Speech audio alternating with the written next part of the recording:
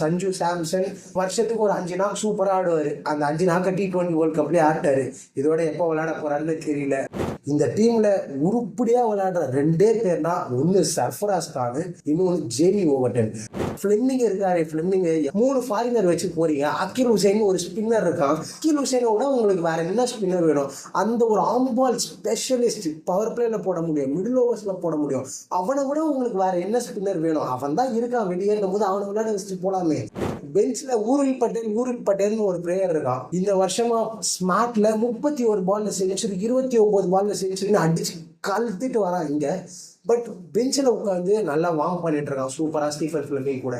ஆக்சுவலா இந்த ஒரு சிஎஸ்கே டீமை என்னதான் பண்ணணும், என்ன பண்ணா இதுக்கப்புறம் வர மேட்சஸ்ல தோத்தாலும் கொஞ்சம் டீசெண்டாக தோப்பாங்க அப்படின்றத இந்த வீடியோவில் பார்க்கலாம்.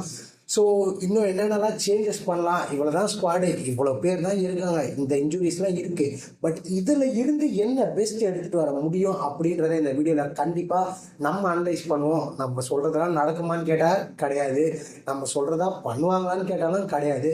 பட் நம்மளோட பாயிண்ட் ஆஃப் வியூவில் இதெல்லாம் பண்ணால் நல்லாயிருக்கும் அப்படின்ற வீடியோ தான் இந்த வீடியோ இருக்க போகுது. ஸோ இந்த மாதிரி இன்னும் நிறைய வீடியோஸ் வேணும், சிஎஸ்கேவோட கதரல்ஸ் அண்ட் குமரல்ஸ்லாம் வேணும்னு நினச்சிங்கன்னா நம்மளோட பேஜை மறக்காமல் ஃபாலோ பண்ணிக்கோங்க. ஐபிஎல் ஸ்டார்ட் ஆயிடுச்சு. எல்லா டீமும் சூப்பராக பர்ஃபார்மன்ஸ் பண்ணிட்டு இருக்காங்க எக்ஸப்ட் ஒரு டீம், அது நம்மளோட சென்னை சூப்பர் கிங்ஸ். எல்லாருமே பார்த்தீங்கன்னா ஒரு ஸ்குவாடாக பார்க்கும்போது நமக்கு தெரியுது, ஓகே ஒரு மட்டமாக ஆடுற டீமோட ஸ்குவாடை பார்த்தா கூட ஓகே ஏதோ ஒரு கேம் வின் பண்ணுவாங்க அப்படின்ற மாதிரி இருக்குது. பட் இந்த ஒரு சிஎஸ்கே ஸ்குவாடை பார்த்தா தனியாக தெரியுது. முன்னாடிலாம் எப்படி இருக்கும்னா, சிஎஸ்கே ஸ்ட்ரெயிட்டாக ஃபைனலில் இருப்பாங்க, மிச்சம் 7 டீம் சண்டை போடுவாங்க ஃபைனல்ஸ் ஆடுறதுக்கு. பட் இப்போ எப்படி இருக்குன்னா, 9 டீம் தனியாக சண்டை போடுறாங்க. ஒரே டீம் சிஎஸ்கே 10th ஸ்பாட்டில் கன்ஃபார்ம் அப்படின்ற மாதிரி இருக்காங்க கடைசி ஒரு 3 வருஷத்தில்.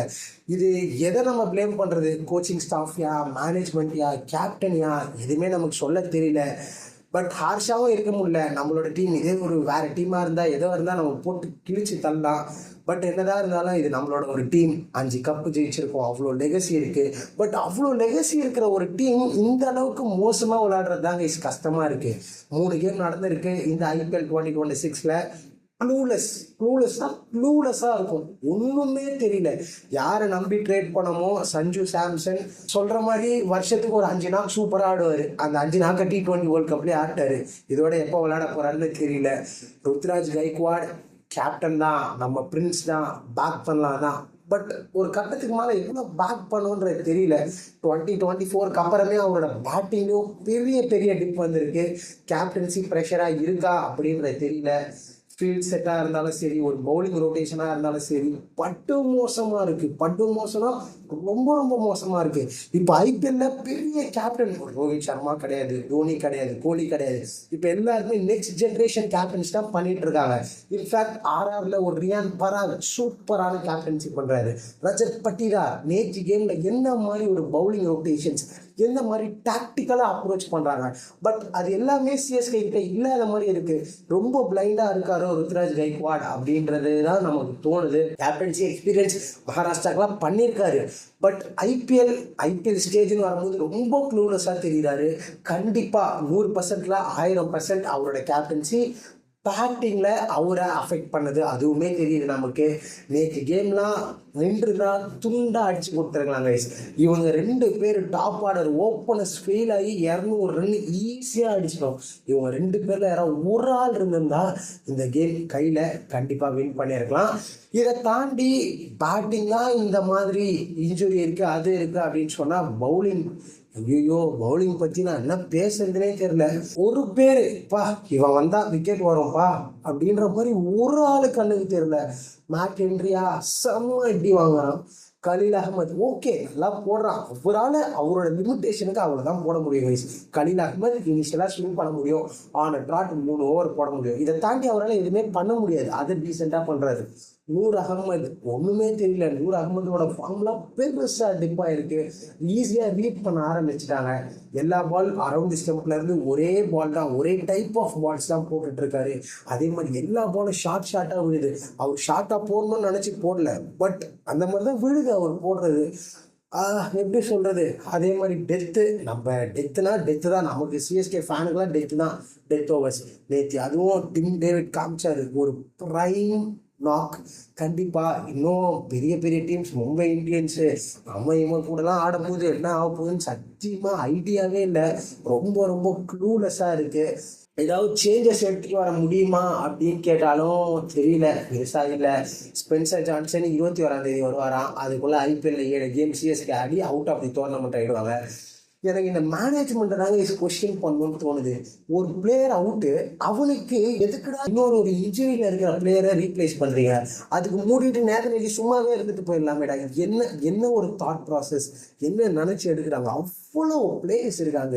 இன்ஃபேக்ட் நம்ம வீடியோலேயே பேசியிருந்தோம் இதுக்கு முன்னாடி, ஆப்ஷன் ரிவ்யூ அப்படின்லாம் போட்டிருந்தோம். அதில் ஒரு ஜேக்கப் டஃபி, ஒரு ரவி பிஷ்னாய், கூப்பர் கார்னலி, யாருமே கூப்பர் கார்னலி பற்றிலாம் பேசல. கூப்பர் கார்னலி, ஒரு மைக்கேல் பிரேஸ், ஒரு ஜேசன் ஹோல்டர், இந்த மாதிரி பிளேயருக்குலாம் போகலாம். பென் டுவார்ஷியஸ், இந்த மாதிரிலாம் பேசணும். பட் அவங்க யார் சைடு கிட்ட கூட போய் பார்க்கல. அதுக்குள்ளே ஜேக்கப் டஃபி ஒரு மேன் ஆஃப் த மேட்ச் விளையாட்டாரு. போன கேம் செம்மையா 2 விக்கெட் அங்கேயே முடிச்சு கொடுத்துறாரு. ரவி பிஷ்னாய் துண்டா ஜெயிச்சு கொடுத்துட்டு இருக்காரு ஃபார் ஆர்ஆர். அப்படியே பார்த்தோன்னா கூப்பர் கான்லி ஒன் சைடா ஒரு கேம் ஜெயிச்சு கொடுத்துறாரு. நம்ம சொன்ன எல்லா பிளேயரும் நல்லா பர்ஃபார்மன்ஸ் பண்ணிட்டு இருக்காங்க. அதே மாதிரி கம்மி ப்ரைஸ்க்கு கிடைச்சாங்க. அவங்க எல்லாரையும் விட்டுட்டு இப்போ ஸ்குவாட்ல பெஞ்ச் ஸ்ட்ரென்த்னு பார்த்தோம்ங்களா, மேட் ஹென்ரிக்கு ஒரு ரீப்ளேஸ்மெண்ட். ஓகே, மேட் ஹென்ரி பெரிய ஃபார்ம்ல இல்லை, உள்ள இருந்து வேற யாராவது எடுத்துட்டு வரலான்னு பார்த்தா ஜாக் ஃபோக்ஸ் இருக்காரு. நல்லா கேளுங்க, ஜாக் ஃபோக்ஸ் அகைன் என்ன பண்ண போறாரு கண்டிப்பா தெரியாது. 100% வாய்ப்பே கிடையாது. என்ன ஒரு பிளானிங், என்ன ஒரு ஸ்ட்ராட்டஜி. ஒரு ஸ்பின்னர் வச்சாடா போவீங்க? ஏடா சிஎஸ்கே அப்படின்னாலே ஸ்பின் டு வின். அதுவும் தோனி அந்த நடு மிடில் ஓவர்ல கேமை முடிச்சுவார். பட்டு பட்டு பட்டு பட்டுன்னு ஸ்பின்னர்ஸை வச்சு வெறும் 100 அகமதை வச்சு போடுறீங்க. ஓகே, பிரசாந்த் வீரர் 14 கோடி கொடுத்து வாங்கியிருக்கீங்க, நீங்க பேக் பண்றீங்க, அதெல்லாம் நான் தப்பே சொல்ல மாட்டேன். சின்ன பையன், இதுக்கப்புறம் தான் விளையாடுவான். ஃபர்ஸ்ட் கேம் ரொம்ப கேவலமாக விளாட்னான். 2வது கேம் டீசெண்டான ஒரு நாக், பட் அதுவுமே சூப்பர் கிரேட்லாம் சொல்ல மாட்டேன். ஆர்சிபி ஸ்டார்டிங்லேயே மேட்சை முடிச்சுட்டாங்க, அதனால என்னமோ ஆடிட்டார். பட் குட் தான், போக போக கண்டிப்பாக இம்ப்ரூவ் பண்ணுவான். ஒரு நல்ல பிளேயர். பட் அவனுக்கு ஏன்டா ஓவர் கொடுக்க மாட்டீங்க?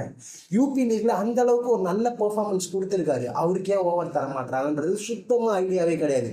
சரி ஓகே, கார்த்திக் சர்மா அவருக்கும் அதே தான், நீங்கள் பேக் பண்ணுங்க, அதெல்லாம் வேணாம்னு சொல்ல. பிளேயர்ஸை பேக் பண்ணி தான் ஆகணும். 2 பேரும் 19 வயசு 14 கோடி கொடுத்து எடுத்திருக்கீங்க. பட் பெஞ்சில் ஊரில் பட்டேல்னு ஒரு பிளேயர் இருக்கான். இந்த வருஷமா ஸ்மார்ட்ல 31 பால்ல செஞ்சுரி, 29 பால்ல செஞ்சுரின்னு அடிச்சு கழுத்திட்டு வரான் இங்க. பட் பெஞ்சில் உட்காந்து நல்லா வார்ம் பண்ணிட்டு இருக்கான் சூப்பரா ஸ்டீஃபன் ஃபிளமிங் கூட. இது என்ன ஒரு தாட் ப்ராசஸ், என்ன ஒரு ஐடியா? இந்த டீம்ல உருப்படியா விளையாடுற 2 பேர்னா, ஒன்று சர்ஃபராஸ் கான், இன்னொன்று ஜேமி ஓவர்டன். கண்டிப்பா கைஸ், இந்த ஒரு சீசனோட பெரிய பெரிய பாசிட்டிவ்னா நான் சொல்லக்கூடிய ஒரே பிளேயர் ஜேமி ஓவர்டன். பிகாஸ் நமக்கு அந்த ஒரு பிராவோ போனதுக்கப்புறம் நடுவில் அந்த ஒரு 3-4 வருஷம் பெரிய கேப் இருந்தது. பெருசாக நமக்கு அந்த ஒரு ஃபாஸ்ட் பவுலிங் ஆல்ரவுண்டர் அப்படின்றது கிடையாது. பிகாஸ் சிஎஸ்கே எப்போதுமே அந்த ஃபாரின் ஃபாஸ்ட் பவுலிங் ஆல்ரவுண்டரை விரும்புவாங்க. அது ஒரு ஆண்ட்ரூ ஃபிளின்டாப்பாக இருந்தாலும் சரி, ஒரு ஆல்பி மார்க்கல், ஒரு டுவைன் பிராவோ, அந்த வரிசையில் ஜேமி ஓவர்டன் கண்டிப்பாக நல்ல பேஸ் வச்சிருக்காரு, நல்லா பவுலிங் பண்ணுறாரு. பேட்டிங் சொல்லவே தேவையில்ல, கட்டார் முண்டார்னு அடிக்கிறாரு.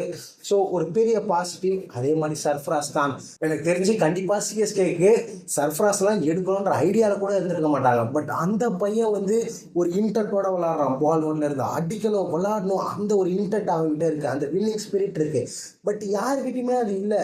ஒரு சீனியர் பிளேயர் இல்லாதனால இப்படி இருக்கா அப்படின்றது தெரியல. டிவால் ப்ரூவிஸ் இன்ஜுரி, ஓகே, பேட்டிங் என்னதான் இருந்தாலும் அப்படி இப்படி தேய்ச்சி எதாவது பண்ணிடுறாங்க. இந்த பவுலிங்கை எதுவுமே பண்ண முடியாது. சரி ஓகே, இன்னொரு முக்கியமான கொஸ்டின், இந்த ஃபிளெமிங் இருக்காரு, ஃபிளெமிங் எப்பா என்ன சொல்றதுனே தெரியல. 3 ஃபாரினர் வச்சு போறீங்க. அகில் ஹுசைன் ஒரு ஸ்பின்னர் இருக்கான். அகில் ஹுசைனோட உங்களுக்கு வேற என்ன ஸ்பின்னர் வேணும்? அந்த ஒரு ஆம்பால் ஸ்பெஷலிஸ்ட், பவர் பிளேல போட முடியும், மிடில் ஓவர்ஸ்ல போட முடியும், அவனை விட உங்களுக்கு வேற என்ன ஸ்பின்னர் வேணும்? அவன் தான் இருக்கான் வெளியேறும் போது, அவனை விளையாட வச்சுட்டு போலாமே. பேட்டிங்காக ஆட போறான், சூப்பரா பேட்டிங் ஆடுவான், எல்லாருக்குமே அது தெரியும். பட் அகைன் என்ன காம்பினேஷன் ட்ரை பண்ணுறாங்க, என்ன பண்ண போகிறாங்க, என்ன பண்ணுறதா நினச்சிட்டு இருக்காங்க? ஸ்டீஃபன் ஃபிளமிங்க்கு மட்டும்தான் வெளிச்சம். சாக் பண்ணணும், அது பண்ணணும்னுட்டு இருக்காங்க. பட் அதெல்லாம் நம்ம சொன்னாலும் நடக்க போகிறது இல்லை. இப்போ நான் ஸ்டீஃபன் ஃப்ளெமிங்கை சாக் பண்ணணும்னு சொன்னால் பண்ண போகிறானுங்க, அதெல்லாம் கிடையாது. கேட்டால் ஃபேமிலி அது எதுன்னு ஒரு கட்டத்துக்கு மேலே இந்த ஃபேமிலிலாம் நமக்கு கொஞ்சம் எரிச்சலாக தான் ஆகுது. சிஎஸ்கேவை தவிர ஃப்ளெமிங் ஒரு ஜேஎஸ்கேவாக இருந்தாலும் சரி, டிஎஸ்கேவாக இருந்தாலும் சரி, எங்கேயும் ஒன்றுமே பிடுங்கலை. 6 டீம் இருக்கிற லீக்லேயே கஷ்டப்பட்டு முட்டி மோதி 4வது பொசிஷன் வருவாங்க, வந்து தோற்றுருவாங்க. அதான் நடக்கும். ஸோ இதெல்லாம் பற்றி நீங்கள் என்ன நினைக்கிறீங்கன்ற கமெண்ட் செக்ஷனில் சொல்லுங்கள். இன்னும் வேறு என்னென்ன சேஞ்சஸ் பண்ணலாம் அப்படின்றதையும் சொல்லுங்கள். ஸோ இந்த வீடியோ பிடிச்சா மறக்காமல் நம்மளோட சேனலையும் சப்ஸ்கிரைப் பண்ணிக்கோங்க. தேங்க்ஸ் ஃபார் வாட்சிங்.